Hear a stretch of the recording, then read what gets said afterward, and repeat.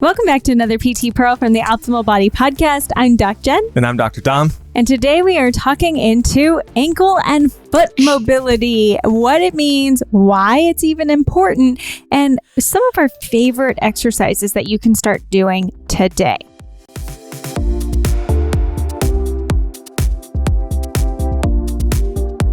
Let's dive right into ankle mobility.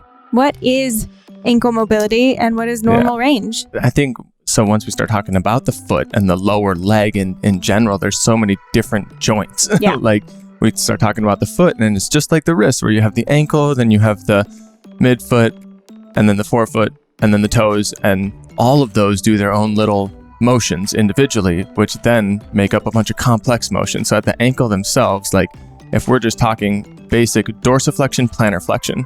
Plantar flexion, you can imagine pushing down into the gas. Pointing your toes. Pointing your toes. Dorsiflexion is trying to pull that foot up towards your shin. And that's just one of like the basic gross movements at that ankle. Yeah. And honestly, we need both dorsiflexion and plantar flexion to have even an efficient gait pattern. So just in walking, a lot of people, they end up not being able to get past neutral in dorsiflexion. And so if you think about where neutral is, it's like making a corner with your lower leg and your foot. Yeah. That would be neutral. Now, to actually create more dorsiflexion from there and actually get the adequate range that we need, your foot has to be able to lift past that neutral position, which is really hard for people. And when you don't get that natural ability to kind of lift that foot towards your shin, that's when we start compensating. We might change the way that we step. We might go and kind of rotate in or out more because we can't clear the surface of the floor. So, just something to start to think about. Can I even lift my foot toward my shin past that neutral position?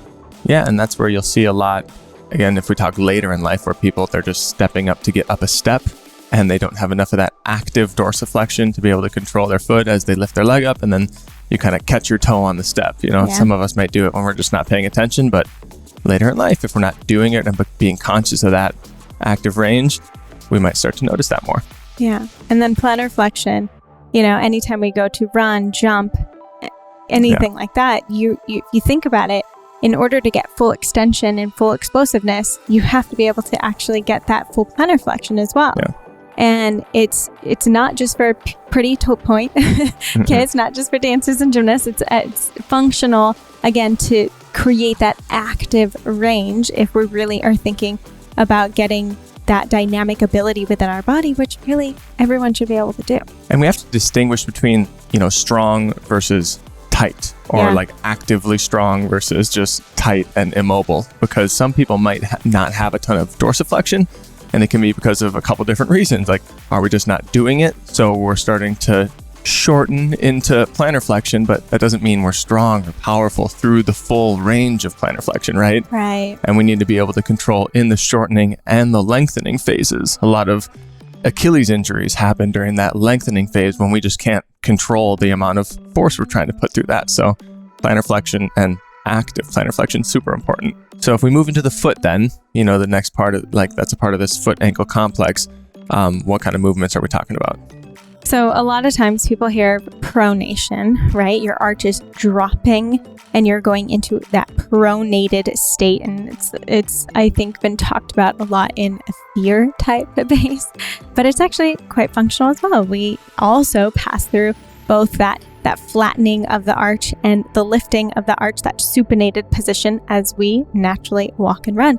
And it's not a bad thing. It's not something that we need you to be focusing on as you're walking or running, but it's just, can I even get my foot to flatten down into that arch? Can I get my arch to lift and supinate? And those are just like two of the most basic movements that we need. And it combines other planes of movement that I don't think is, it's important, but we don't want to over confuse you with a lot of stuff. They kind of will pair up with one we didn't mention at the ankle, which is that inversion and eversion.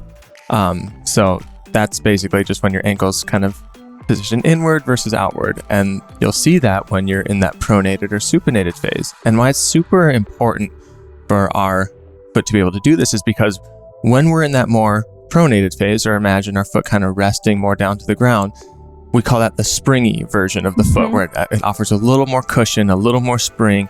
Your whole foot's going to touch and feel the ground, which is like what we always talk about with Vivos and stuff, why it's so great to have barefoot shoes, because your foot can actually feel the ground, and then your proprioceptive feelers are going to start telling you, oh, this is what's below us.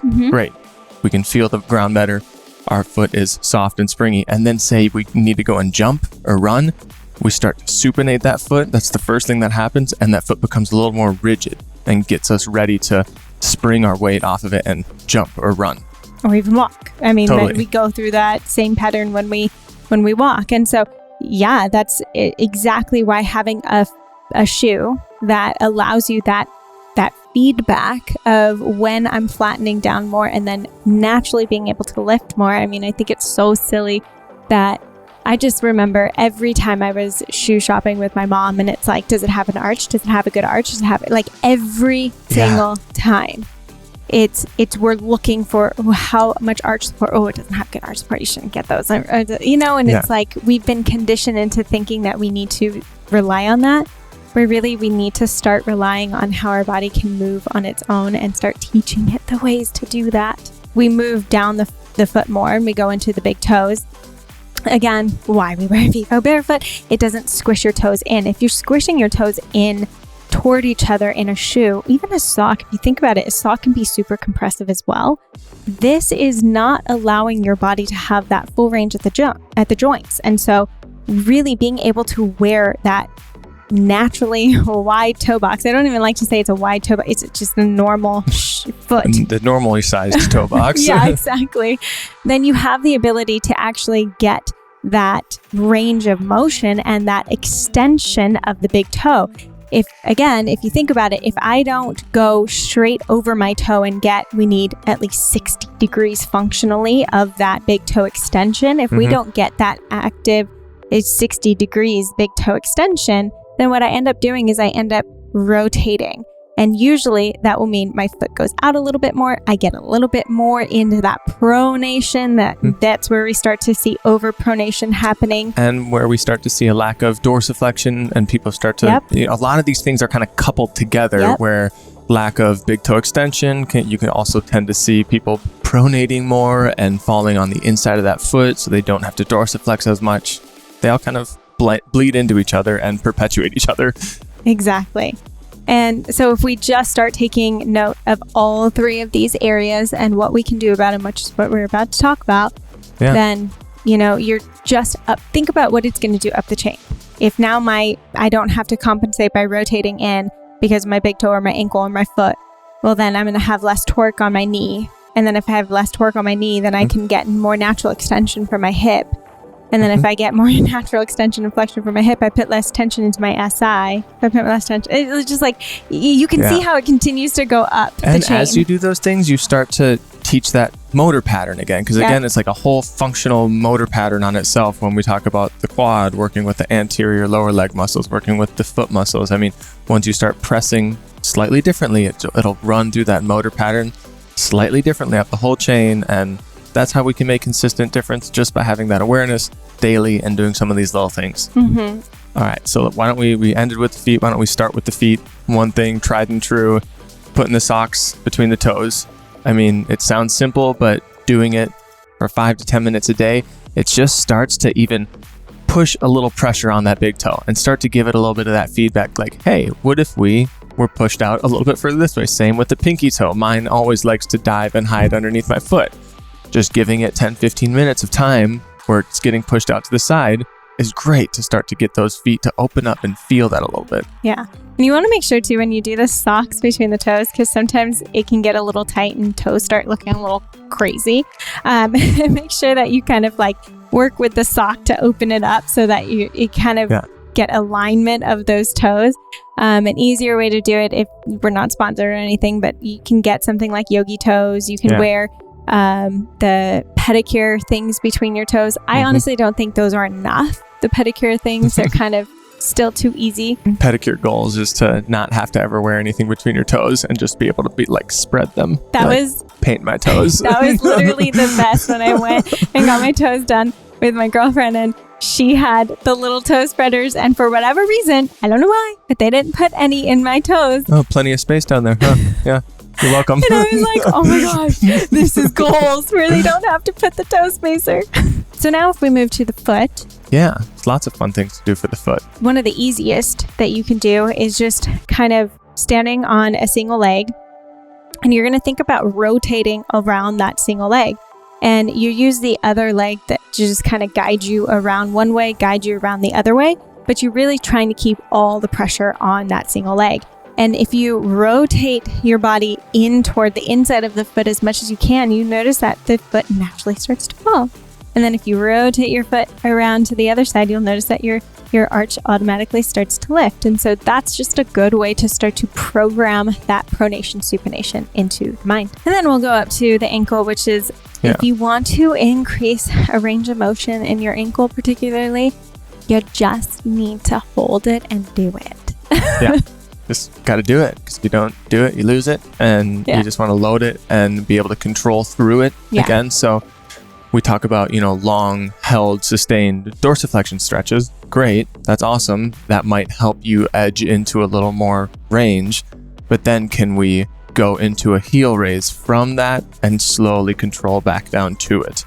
That's kind of that process of first, maybe doing a passive hold, but then actively seeing if you can control weight through that range. And you know what, guys? Since you've listened all the way through the end of this podcast, we're going to give you a little bonus, which we don't ever do. We've never done on the podcast. Yeah. But there is a secret code out in the world for the mobility method. Nobody knows. Nobody knows. And if you use code MOBILE, you actually get 15% off. Don't tell anyone. We're just telling you. You can tell a few people, but not too many people.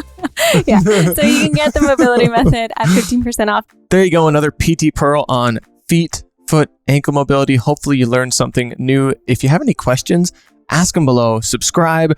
Let us know what topics you want us to do ones about in the future, because we have plenty more to come.